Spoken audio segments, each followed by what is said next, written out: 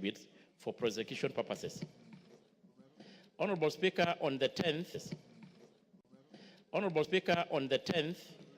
June, same year, this year, her firearm, that is a firearm of the suspected police officer, and a spent cartridge were forwarded to the ballistic station at DCI National Forensic Laboratory for forensic analysis. And when the analysis is completed, the inquiry file will be forwarded to the office of the DPP. Honorable Speaker, on the third question, the government has put in place an adequate stringent laws and regulations for the lawful use of force and firearm as a police officers via Service Standing Order Cap 47 and the National Police Service Act 2010. The officers are under stringent instruction to refrain from use of excess force against members of the public and may only use firearm in justifiable instances such as for protecting the life of another person who is in danger or self-defense. And the service is also oversighted by IPOA. In conclusion, Honorable Speaker, the government does not condone acts and contrary to the law and the Constitution. All acts which appear contrary to the law are investigated thoroughly and appropriate action taken against any officers found capable. IPOA also conducts investigation to ensure fairness and justice to the family. Further, the government has no policy on extrajudicial killing. However, the government is aware that there are isolated instances where the police officers are subjected to investigation to instances of murder where they are suspected to be involved. And in such circumstances, the law takes its course. Statement signed by then the CS Honorable Professor Kithure Kindiki. So it's true as from the statement that it was an accidental shooting where the gun released ammunition, and unfortunately the victim got shot. And I want really to condole with the family and ensure that the investigation is underway, and once it's completed, the appropriate action will be taken against the responsible officer. Thank you, Honorable Speaker. Yes, Jerry. Thank you, Honorable Speaker. Well, I thank the Honorable Chair for responding. I do take great exception that at paragraph 3, he says that a firearm discharged an ammunition. Firearms do not discharge themselves. They do not have any robotic capacity. Armed policemen who are supposed to guard the lives of Kenyans discharge weapons on unarmed and innocent Kenyans. Honorable Speaker, I happened to visit and condole with the family of the late Derek Gashoki, who was a young student waiting to join university this year. Honorable Speaker, I note that the firearm of the police officer and a spent cartridge purportedly, while it was sent on the 10th of June for an analysis and a ballistic report so that further investigations can be concluded and the file presented in court, the same has not been done, and therefore the officer is roaming freely while a young student who was waiting to join university lays dead and the grieving parents are waiting for justice. I am requesting for a follow-up update on the report within 30 days, because if surely it takes 5 months to investigate who shot a young student waiting to join university, then it could take forever, Honorable Speaker. I request an update on the same within 30 days so that I can go to the family, the grieving family in Kirinyaga County, and update them that their son will get justice, though he will not come back to life. Thank you, Honorable Speaker. Speaker, I did, Honorable Speaker, acknowledge and admit that, of course, the shooting happened accidentally from the firearm of the police officer. And I want to just tell the honorable member, it does happen. That is an accidental shooting. A time when the pistols have been cocked, or whichever gun, and the safety pin is not being locked or engaged, the ammunition can discharge themselves. So it does happen. They are rare, but it does happen. So investigation is ongoing. Yes. And I've just mentioned the ballistic is ongoing, Honorable Speaker. Honorable Speaker, even though I've not trained in guns and shooting, but I also know the chair of internal security has no such a training. And is taking it upon himself in this house and before cameras and Kenyans to explain how that happens and how it happened. Is it really in order? I think there should be a fair, more deliberate way, given that the life of a Kenyan young person was lost. Thank you, Honorable Speaker. Thank you very much, Honorable Speaker. Indeed, there is what you call accidental discharge. It happens in any firearm, from a pistol to a machine gun, because the movement of that particular weapon, the trigger can easily pull the round forward and it discharges. So from experience, I can confirm what my chairman has said, that it happens.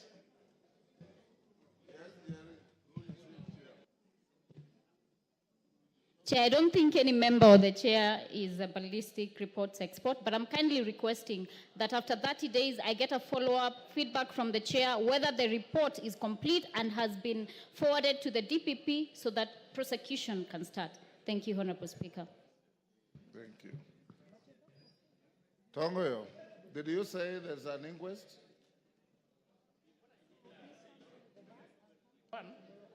The issue of the gun that discharged the ammunition is truly belong to the officer. And we say it was accidental. For majority of us who own the gun, when you have not engaged the safety pin, the ammunition can discharge. So what I've said is... Order, Tongoyo. Yes, sir. Stop giving evidence on facts that Yes. you are not privy to. Yes.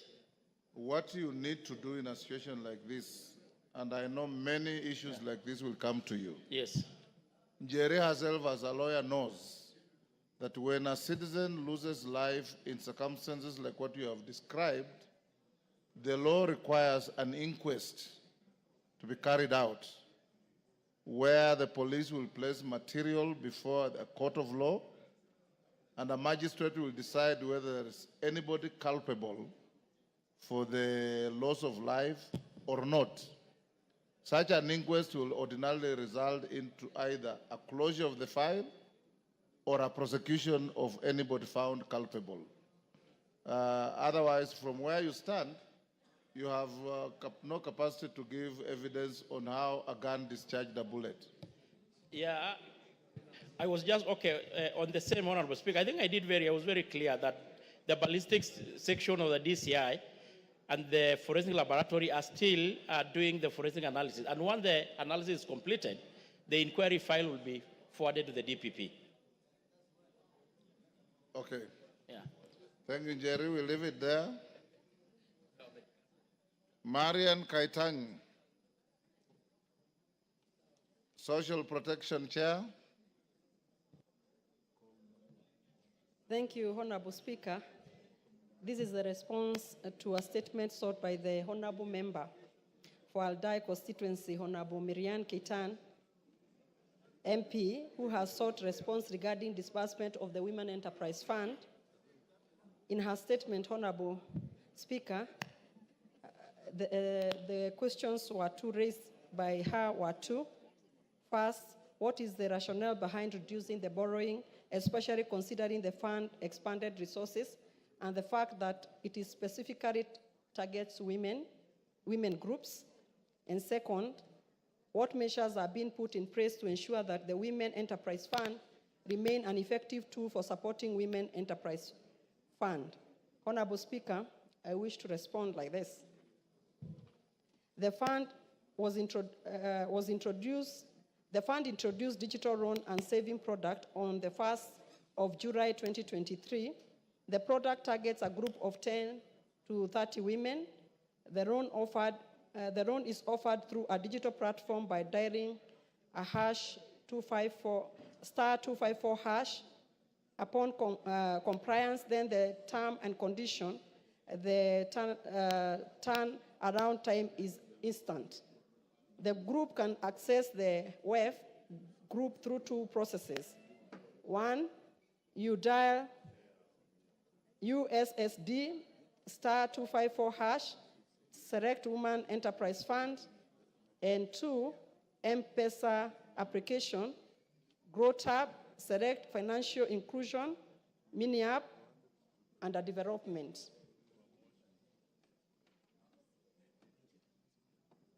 During the pilot phase between 1st July and 2023 and 16 September 2023, the fund disbursed 941,901,000 to 18,955 women group with shillings 257,464,445 being repaid as of 31st May 2024. Only first cycle of 50,000 was activated for the pilot phase to allow the fund to monitor the trend to inform rollout of the rest of the borrowing amount. From the trend, the loan demand under the digital is many times higher than the manual model, as evidenced by the near shillings 1 billion disbursed under the 2 months, putting extremely high pressure on the limited cash available for lending.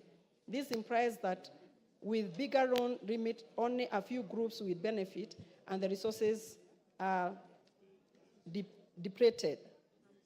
In policy, the fund has approved bigger loans limit, but introducing them will not enhance funding to the fund to sustain cash flow and continue service to the Women Enterprise Fund. Question number 2 was, what measures are being put in place to ensure that WEF remain an effective tool for supporting Women Enterprise Fund? The fund is implementing several measures, key among them, improving financial sustainability. Financial sustainability is crucial for any organization to continue offering services to its clients. To achieve sustainability, the fund seeks to grow its value from 10 billion by ensuring efficient management of operation costs. 2, improving accessibility to loan by all Women Enterprise Fund, re-engineering loan delivery channels. The agenda of the government is to ensure an inclusive financial landscape, fundamental to this area initiative that enables inclusion of women in the financial services. The fund aims to expand financial access for 5 million Women Enterprise Fund in all parts of the country, riding on digital platform. Moreover, the fund aims at diversifying the product and services to serve a wider market. 3, enhancing financial and entrepreneurial skills for Women Enterprise Fund. One of the training for women SMEs facilitates the expansion and enhances profitability, productivity, and competitive advantage. The fund will enhance capacity for 515,000 Women Enterprise Fund and entrepreneurship, financial literacy, value addition, AGPO, and business counseling. The fund channel out different training services at various platforms. And 4, improving market access for women entrepreneurs. Some of the inventors critical in enabling market access, including domestic and international trade facilitation, coordination of linkage with major market players, and provision of commercial infrastructure, among others. The fund aims to improve market access for 1,500 women entrepreneurs through linkages, market facilitation, and decent workplace to support the women to achieve their market goals. The call to these measures, Honorable Speaker, are financial sustainability driven by high disbursement volumes and introduction of modest interest rate at 6% per annum, reducing balance. Operation efficiency propelled by digitization and digitalization, enhancing resources, improved productivity, and prudent financial management. Honorable Speaker, digitization is a process of converting analog data into digital form, where digitalization is the use of digital technologies to change a business. Thank you, Honorable Speaker. That is the response for Honorable Marianne Keitan. Very well. Is the Honorable Marianne Keitan in the house? Yes, proceed. Thank you, Honorable Speaker. I have listened to the response from the chair of the committee, and I must say that I'm totally dissatisfied by the response for 3 reasons, Chair. One is that I raised an issue about the rationale behind the reduction of the borrowing limits. And if we look at the Women Enterprise Fund, it was started in 2007. From the year 2007, Mr. Speaker, to last year, when this rationale was changed, the issue of limits was not an issue. And I don't know why they decided to reduce or to bring in limit reduction, and then they brought in things called cycles. So that, Honorable Speaker, has not responded to the issue of the rationale. Because if a system was working, why break what is already working? The other issue, Honorable Speaker, is that I wanted to find out about the method in which they are now giving out these funds, and they've gone digital. Much as I appreciate going digital, and much as we appreciate that we are now digital in nature, the issue we are talking about is about women. And I think the objects of why the Women Enterprise Fund was created need not be lost in the process of disbursing money. It was not just about money. Usually women meet, they talk about many other things, including even their own social affairs, as much as also they encourage each other to do business. And then after that, they can now disburse money. And the next time they meet, they look at how far have we gone with the monies we borrowed. But if we go digital and the way they have done the process of borrowing this money without considering the real objects of why a Women Enterprise Fund was created, then we lose the real object of this fund. It is not any different with a group or an individual going to a bank and borrowing money. The reason for our Women Enterprise Fund was more social in nature as opposed to the actual funding. And therefore, Honorable Speaker, I'm totally dissatisfied with the responses they have given, and I would wish that perhaps this matter be taken further by the chair of the departmental committee, and even more, maybe the CS, so that we really understand, did they lose the object? Did we forget about why this enterprise fund was created in 2007 under legal notice number 127, or what happened? What changed? And if there was any change, none of those changes as to the objects have come to this National Assembly for ratification. I thank you, Honorable Speaker. Yes, Chair.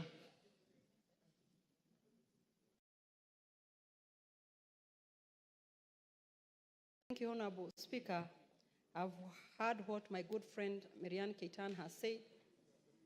Honorable Speaker, as we speak today, we don't have a cabinet secretary in that ministry, but I can organize as a committee for a sitting with the principal secretary so that we can eye on this matter once and for all, because I can also say, as much as I'm reading this statement, even myself, I don't agree with it. I don't agree with it, Honorable Speaker, because I also witnessed when the checks used to be given to women, they would borrow up to 1 million Kenya shillings, and they would repay back.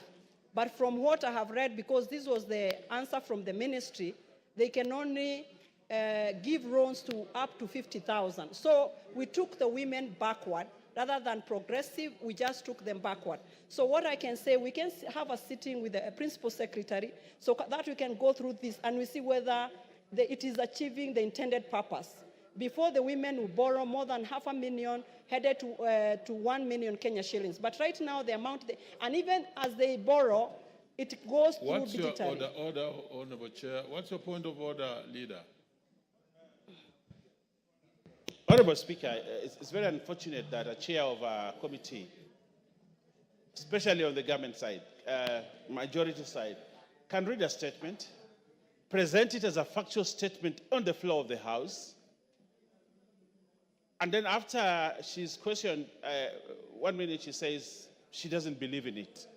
The honorable thing is to expunge that report from the record of the House and withdraw it instead of actually reading a statement, giving information to the House, then backtrack, circle back and say, you know, I actually don't believe in it. I would request the Honorable Chair, who I have a lot of respect for, to actually request this House to expunge that report so that we get the right report.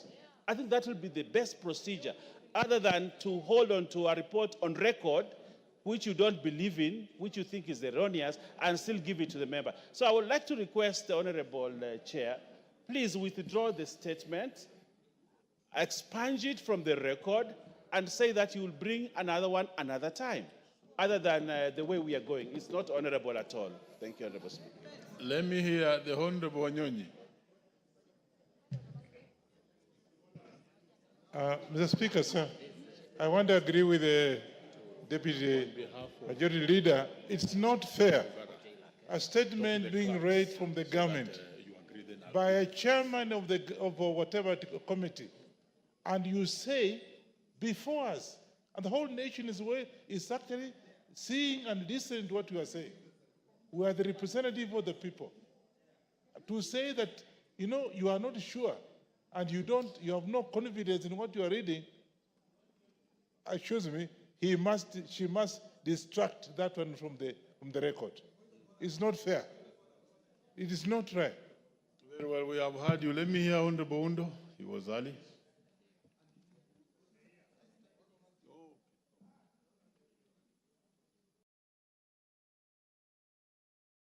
Thank you, Honorable Chair. Honorable Speaker, the last 2 weeks has been the weeks of telling the truth, and nothing else but the truth. To be honest, we are also experiencing the same challenges in our constituencies concerning Women Enterprise Fund. And the response the Chair has given has been underwhelming and probably off the mark completely, oblivious of the challenges that we are facing. And one of the absurdity we have in the current dispensation, where chairs are given written statements, they are obliged to come and read them here. And honestly speaking, as much as want to interrogate the chair on the veracity or others of the statement, you are basically flogging a dead horse. Honorable Speaker, what I would suggest, what she has pointed out, why can they invite the honorable member who asked the question to the committee where the permanent secretary can appear so that there can be intense interrogation? Because honestly speaking, also even if I was the one, I would not have read the statement, and even if I had told to read the statement, I would have clearly told I don't even believe in the statement. Thank you, Honorable Speaker. Lastly, Dr. Nyikal, let's hear you on this.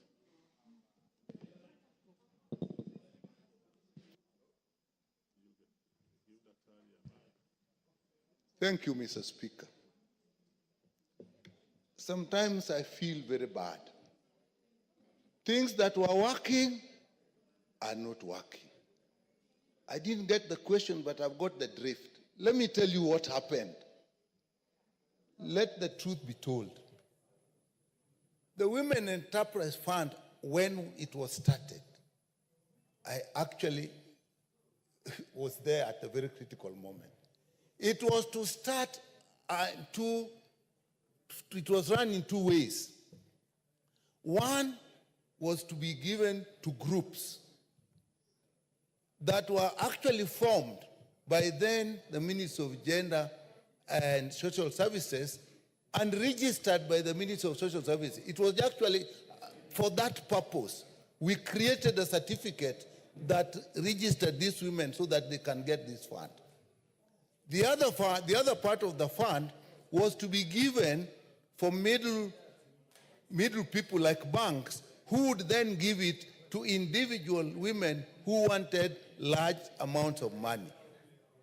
With time, it turned out that the money that were given to banks and even cooperative organizations to be given to women, the interest was supposed to be 8%. But what the banks were doing, they were actually not giving the women this money. They were giving the women their own monies and keeping this money because they didn't want the women to benefit from the 8%. So that actually slowed down almost to a stop.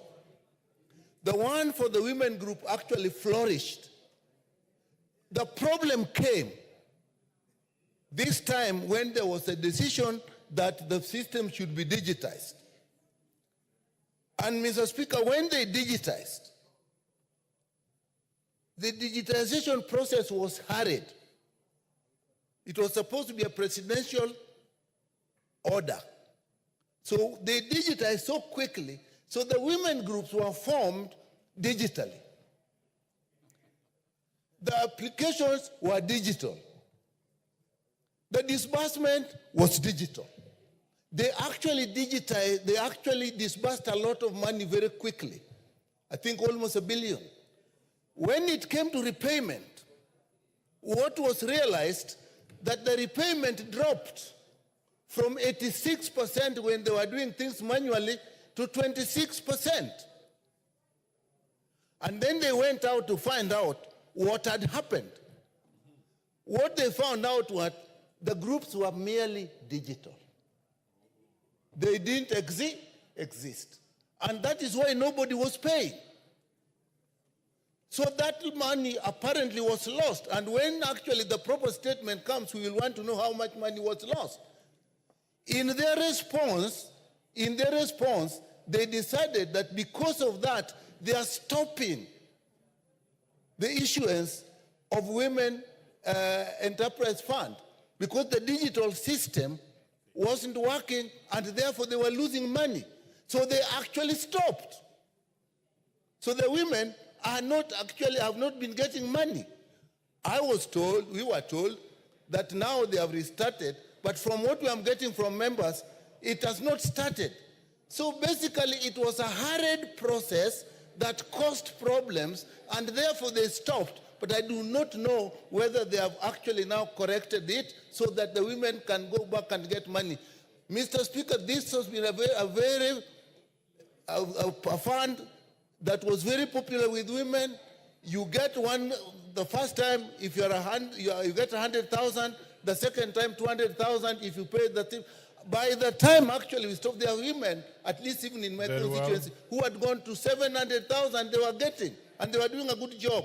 It is the hurried digitization that caused the problem. Very Let's well, face Daktari, you have made your point and quite clear. I wanted to hear from it is what is killing Shah also. We are not telling the truth. Oh, the Daktari, you have made your point. But I can see the leader still has an interest in this. What is it, leader?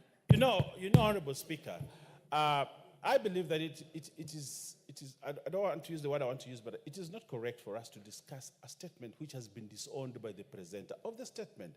You know, we are discussing a statement which the presenter has said, I don't believe in this statement. Order. So we are Order, debating an erroneous statement. Order. Honorable Speaker, the honorable thing is that the statement be withdrawn. Order, leader. Then after that, we can debate. We heard you, and courtesy of your earlier session, we gave a few members just to weigh in on that. I want to hear the chair, before then we can proceed with any ruling. But before we hear the chair, Millie, what is it? Chair, really from a procedural perspective, I think what has just happened is a bit interesting. And I think because we were with you in the House business earlier, you remember I was willing to move Honorable Kaluma's amendments that I disagree with on my bill. And the Speaker said we can't do that. In the same light, if a chair does not believe in what the minister is bringing, why would the chair bring it here? And the chair, other than that, so really maybe you need to, the Speaker may need to give guidance on that, where we don't agree with what the minister is bringing, because our role is also oversight. We are not just a conduit. So if a chair does not agree, don't bring it here.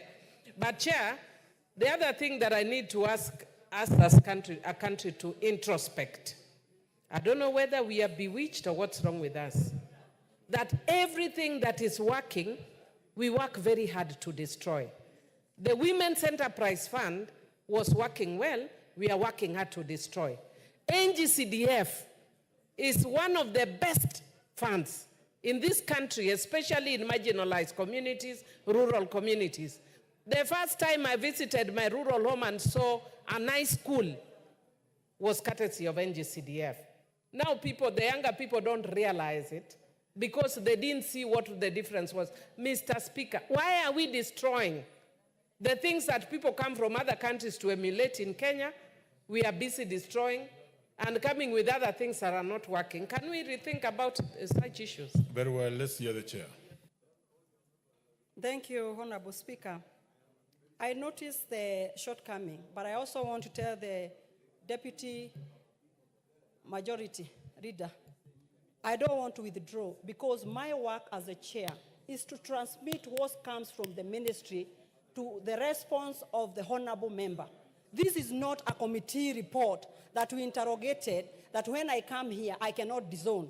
Even me, when I read this statement, and I have said here that I'm going to invite the principal secretary and honorable member in the committee so that we can discuss this issue. But it is not fair and it is not in order for the deputy majority leader to tell me to withdraw because I'm a chair. I'm not the one who wrote this report. This report came from the ministry, and if it is not right, I cannot stand here to say it is right because it came from the ministry. And I don't also agree with it. I'm only reading what was transmitted to me. I'm only transmitting what chairs do from the ministry. But this is not a document that came from our committee. Well, I think we have heard from the chair, and I think we don't need to have more bites on this. Honorable members, the chair has come out clearly that he is also a member of parliament. And his main role is also to oversight. Indeed, you see that she could not commit herself on an issue she did not believe in. This challenge came to this House when we changed our own standing orders, so that the chairs are actually reading statements on behalf of CSS. I would then rule that what happens is that that particular matter be taken to that committee, invite the CS involved and the PS, invite the member who has asked the question, and have a candid discussion. If that will not work, proceed and move that question so that the particular CS is invited to this House to deal with that specific matter, which is of concern to not only all the members of parliament who are here, but to the many women who are very effectively using the Women Fund. And I think we can raise that matter there. Let's hear another response of a statement by the Honorable Wanjiku Muya. Do we have the Chair Transport and Infrastructure in the House? The Chair, yes. Thank you, Honorable Chair. I would like to, on behalf of the Chair of the Transport Committee, the Honorable G.K. Kariuki, would like to respond to the statement by Honorable Wanjiku Muya. Honorable Speaker, on Thursday, 17th October 2024, the member for Kipipiri, the Honorable Wanjiku Muya, CBS MP, requested for a statement from the chairperson of the Departmental Committee on Transport and Infrastructure regarding unmarked bumps along the flyover Njabini, Kipipiri, Olkalau, Nyahururu Road. Honorable Speaker, in the statement, the Honorable Wanjiku Muya, CBS, sought to establish, among other things, plans to ensure that all bumps erected along the flyover Njabini, Kipipiri, Olkalau, Nyahururu Road are clearly marked and proper signages provided. Actions be taken for the provision of proper signage and reflective markers along the flyover of Njabini, Kipipiri, Olkalau, Nyahururu Road, and a report on the exact timeline for marking the bumps and placing signage along the said road. Honorable Speaker, the committee received a response from the Ministry of Roads and Transport through the Clerk of the National Assembly on the 23rd October 2024, which I wish now to make.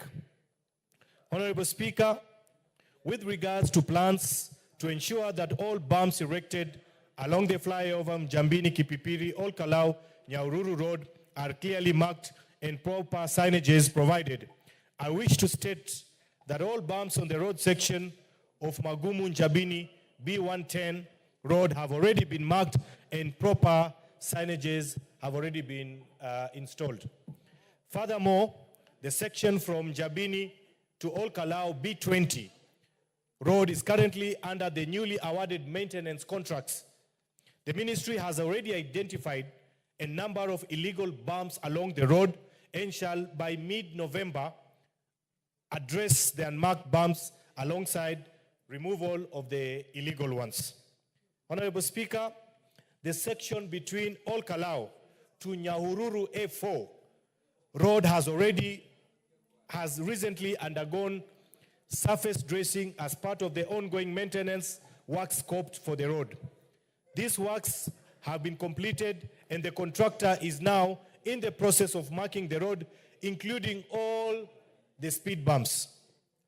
Honorable Speaker, regarding the actions being taken for the provision of proper signage and reflective markers along the flyover Njambini, Kipipiri, Olkalau, and the Nyahururu Road, as indicated in above, all signages on the road section, Mugumu, Njambini, B110 Red Road have already been installed.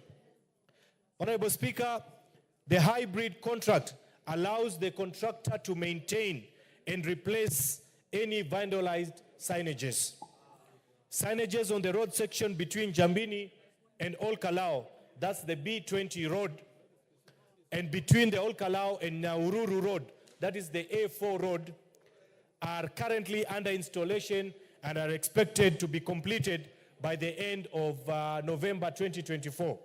Honorable Speaker, concerning the report on the exact timelines for the marking, the bumps and placing signages along the said road, I would like to submit that all the outstanding works, marking of bumps and placing of the signage, will be completed by the end of November this year, 2024. Honorable Speaker, I now submit. Thank you. The Honorable Wanjiku Muya.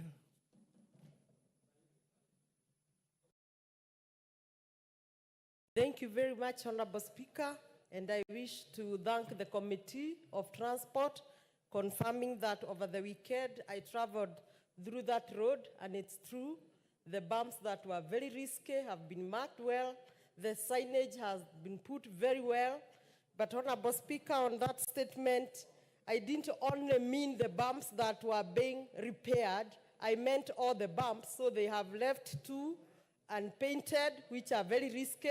And since the committee have reported that they will complete on 30th of November, I expect the two to be among the others, but they have left a very critical area called Giret, which was the source of my statement because it has killed so many people. There is no bump, it has not been replaced, no signage, nothing has been marked. I also want to seek the intervention of the committee that by the end of that November, if they can consider that place, and I'm sure the residents of Jandarua will really be happy. Once more, I thank the committee. Very well, this is a positive one, Chair. What will you be doing, Chair, about the section that has remained? Honorable Speaker, we shall engage the ministry and we will request them to facilitate the same. Thank you, Honorable Speaker. Now, the Honorable Adu, is it the Honorable Adu in the House? The Honorable Adu? Okay. Then let's proceed. There was a general statement by the Honorable Njeri Maina. Thank you, Honorable Speaker. Honorable Zahir was trying to distract me, but I'm very focused on representing the Kenyan people and the people of Kirinyaga County. Honorable Speaker, I rise to issue a general statement regarding the rampant... Yes, order, Honorable Kaji. What's your point of order?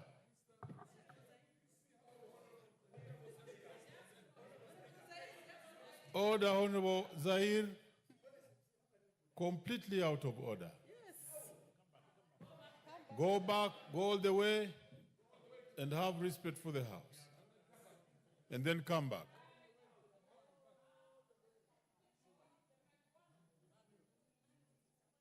Thank you, honorable members, for having noticed that.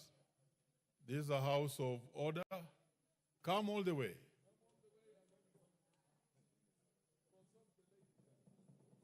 Very well, you may proceed, Honorable Njeri.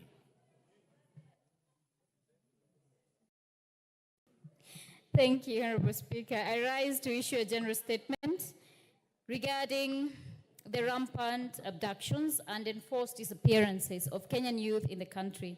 Honorable Speaker, pursuant to the provisions of the Standing Orders 43.1, I wish to make a general statement regarding the rampant abductions and enforced disappearance of Kenyan youth in the recent past. Honorable Speaker, the Kenyan Constitution recognizes human rights as inherent and inviolable. However, in recent months, there has been a disturbing increase in abductions and lawful arrests and disappearances, particularly affecting and targeting the youth. According to the Kenya National Commission on Human Rights, there have been over 60 reported cases of extrajudicial killings and over 71 cases of enforced disappearances. This includes a tragic incident during the protest on 25th June 2024, which resulted in several deaths and the abduction of at least 72 individuals. These incidences violate Article 26 of the Constitution on the right to life.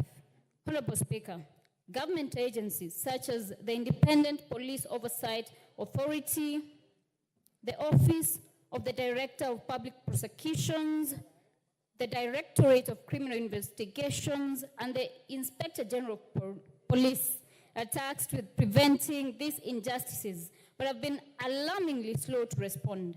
These arbitrary arrests have also attracted concerns from the international community.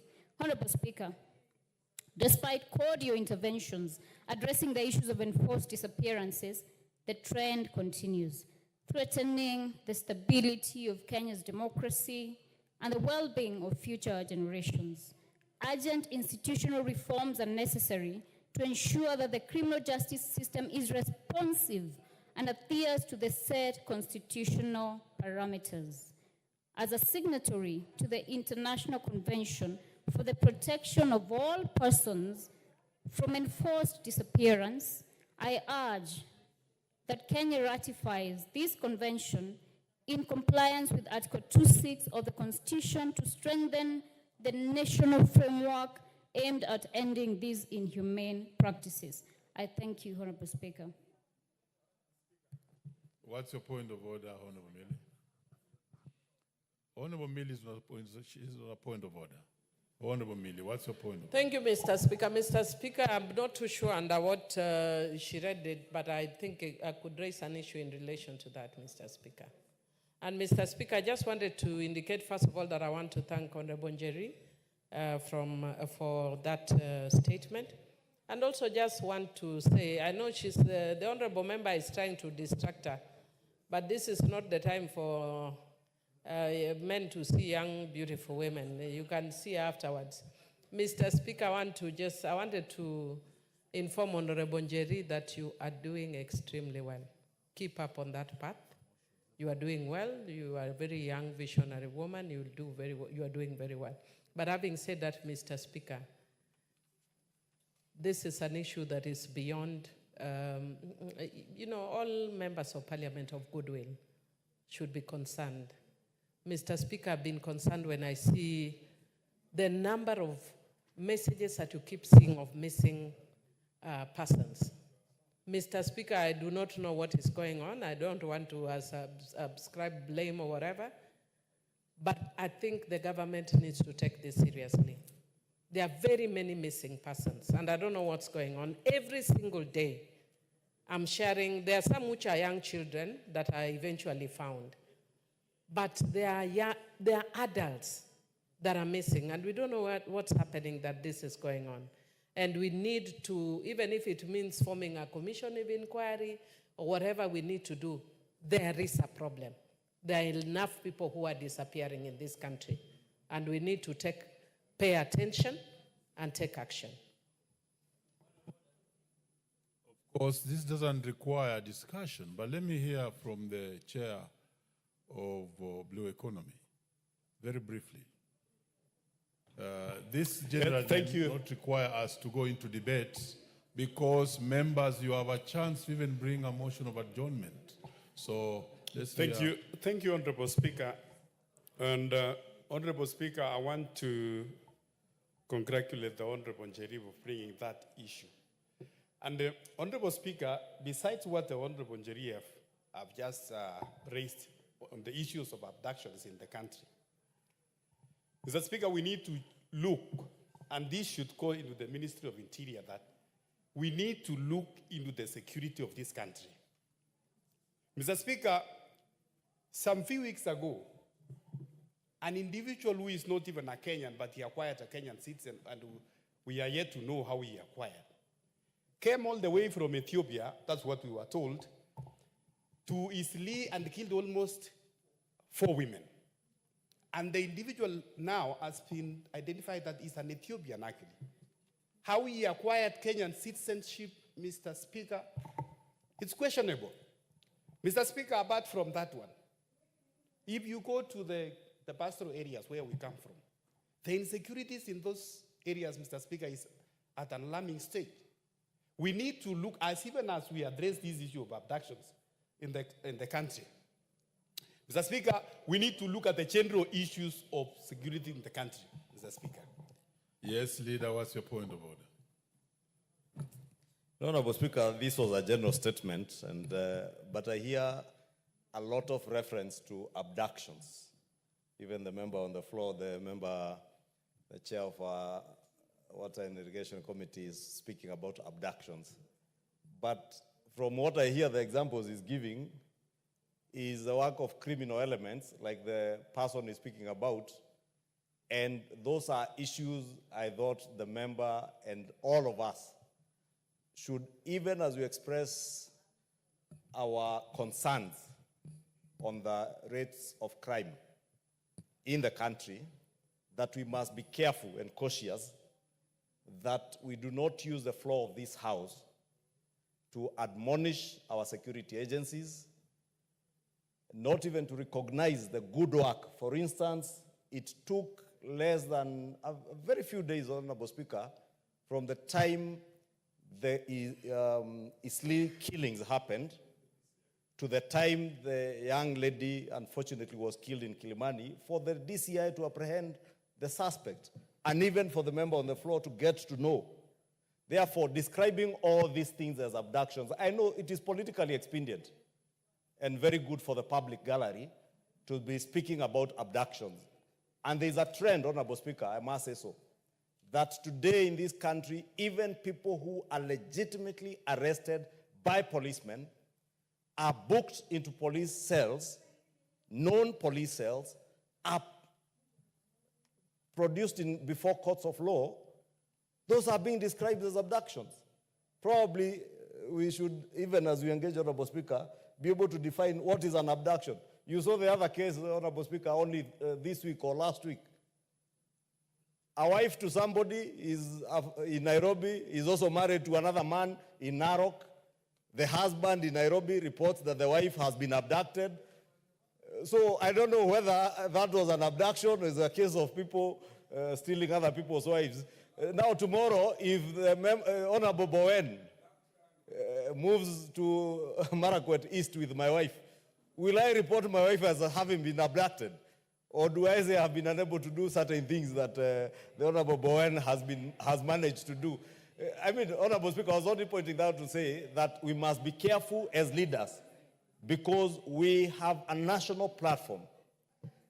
The adjectives we use to describe incidences.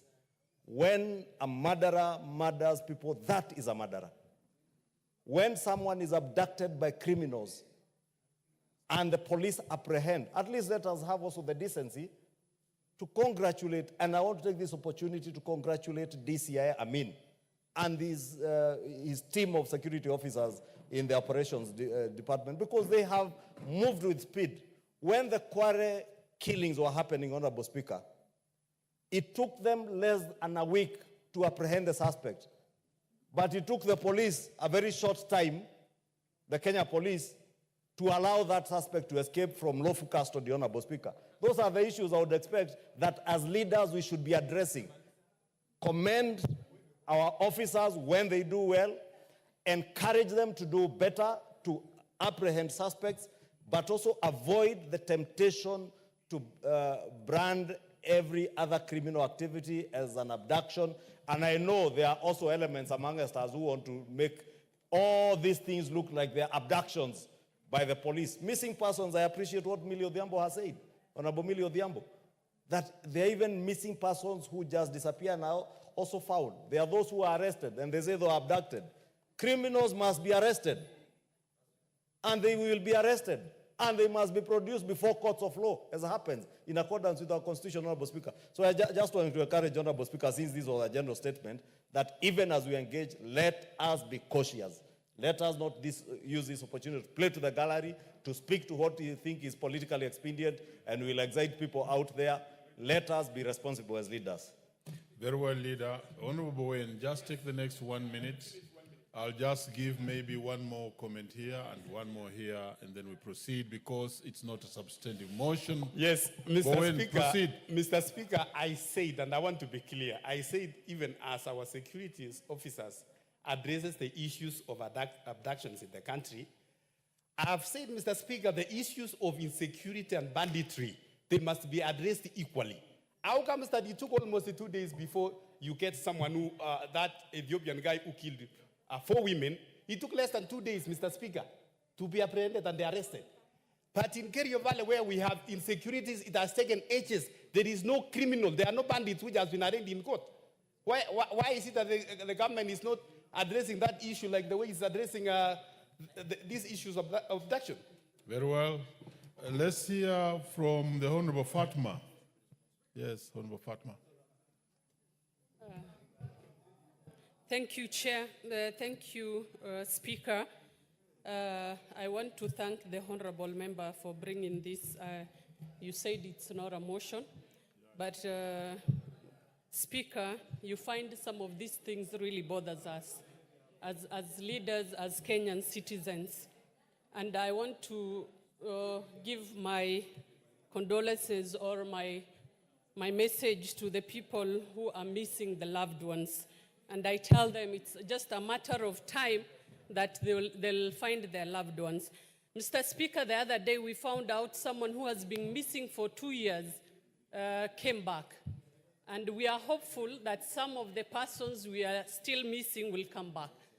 A case I have, Mr. Speaker, is an MCA from my county that has been missing for the past 2.5 months. Mr. Speaker, we agree that security agencies are doing a tremendous job in this country, and we applaud them for that. And we agree with them Honorable, please make it short. We are not debating. Mr. Speaker, thank you for that. But I am coming to this House again that we are still missing an MCA for 2.5 months. We have called the former Interior Minister, the recent, and the IG and the DCI, and we are yet to find the MCA. As we bring out this statement, Mr. Speaker, we also need to talk to the security agencies that some of these things needs to have a closure. Yes. Very well. Chair Agriculture, we shall bring you in. Later, Chair Internal Security, and in fact, you should take your call. Honourable Speaker, thank you very much. 2 minutes only. Yeah, thank you very much, Honourable Speaker, for the opportunity to speak to this. Honourable Speaker, as a House of Records and a house that is supposed to defend the Kenyans, Honourable Speaker, I think we should be data-oriented. We should use facts. Any statement that comes, Honourable Speaker, should have verifiable data with names. Honourable Speaker, I come from a background where we have cattle wrestling. And in our records, we know how many people we have lost, how many people have actually died, how many animals have been stolen, how many animals have been recovered. We have all this data and it is verifiable. Honourable Speaker, when we make a statement in this House, we should not just be making blanket recommendations and statements for the sake of a political expediency. We need to be very careful what we say. If 60 people have died, do we have the names? Can we verify who these people are? The honorable member from Northeastern has just said that somebody got lost 2 years ago, and he just walked back home. So, Honorable Speaker, let's do sufficient investigation come with verifiable data to say that this is data backing my statement. Very well. The Thank you, Honorable Honorable Farah, 1 minute, and then we finish with Tongoyo, with the chair. It's not a motion. Honorable Speaker, I'll also join my other colleagues to commend the DCI lately for acting that swift and bringing to book some criminals who did some horrendous things like the Kware and the Slim others. Mr. Speaker, there is no statute of limitation on crime. What I know myself, from 2014 until 2022, in excess of 1,200 Kenyans disappeared. And many of them just before there was a change of guard between the previous government of Uhuru and this government, their bodies stand up in Yala River and many other places. Mr. Speaker, I have personally cannot account for 8 relatives, some of them business people who nobody knows where they are. So there is need for us to go back all the way to 2014 and then create a kind of a commission of inquiry to ask the members of the families of anybody who's missing to come forth so that we can see whether we can put a closure to a lot of these things that have happened over the years. I'm not just focusing on what happened in the last couple of months. I know there are people who are obsessed with what happened in the last couple of months. I regret the way they happened. I want to assure the relatives of those families that we feel their pain, but let's go back to 2014 until today so that we have a way to deal with this and have a closure to all those people who have disappeared. Thank you, Mr. Very Speaker. well. 1 minute before chair. 1 minute. Give honorable member 1 minute. Yes, the honorable member on the floor already. Asante sana Mheshimiwa Spika, na mimi nasimama kumuunga mkono Mheshimiwa Njeri juu ya hii, na mengi sana amesemwa hapa. Kama tukisikia Mheshimiwa Farah Maalim, watu 8 si watu kidogo katika familia moja, na watu wengi sana ambao wameweza kupotea. Serikali lazima ishughulikie mambo haya kwa sababu ni jukumu la serikali kutoa ulinzi kwa watu wake. Na Mheshimiwa Spika, nilivyosikia kwa makini sana, hivi sasa vile hatuna waziri wa usalama, alivyoeleza Mheshimiwa Kimani Ichung'wah, ni roho yangu, mapendekezo yangu kuwa awe waziri wetu wa usalama siku zijazo. Asante, Mungu akubariki. Chair, Internal Security.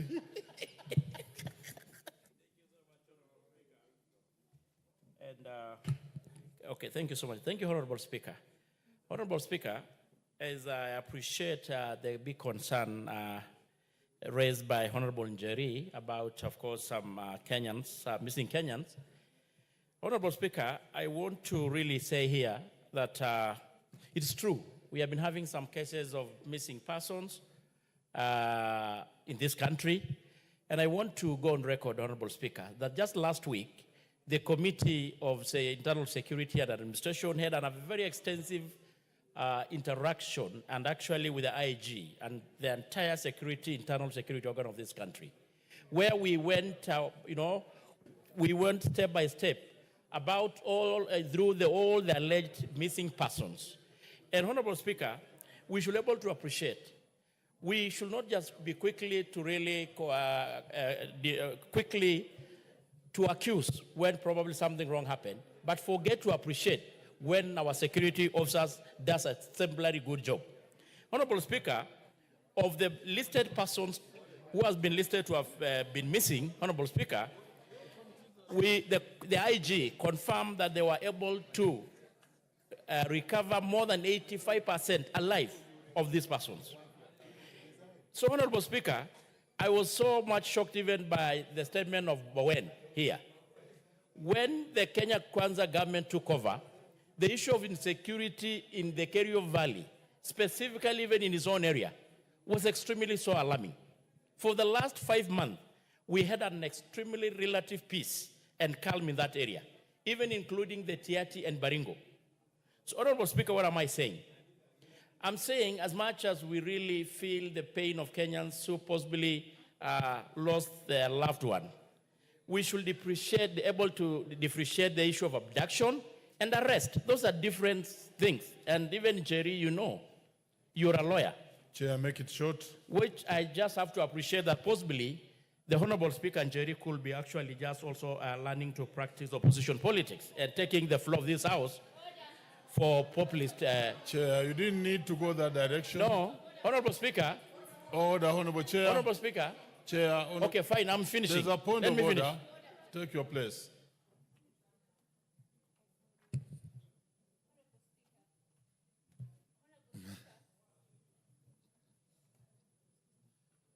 Give Honorable Njeri the microphone. I think she's revving to go. Honorable Speaker, it is very insulting for the honorable member that I raise a statement on abductions which he himself has admitted to while issuing his response, and then he says that I am practicing the politics of opposition. I am simply defending Kenyans as I am mandated to do, as I took the oath of office when I was elected as a county MP for Kirinyaga. It is important for him to retract that statement. And even opposition politics, there is nothing bad about it, but he should not purport that the abductions and missing persons in this nation and reduce them to opposition politics. Very well, we have heard you. No, let's hear the chair. We were winding up this matter, leader. What I've said. And the chair, no order, chair. There's really no need of name calling. You know what the standing orders are, especially when you mention other members' names. Give him the microphone and 1 minute. Honorable Speaker, I want to be on record, Honorable Speaker, that we should be able also to appreciate the good work done by our security officers. Not just seeing when they do, because when the issue of Willis Vago, when it happened in Kisumu, I think Kisumu or Homa Bay, it took hardly 24 hours before the security officers apprehended the victims.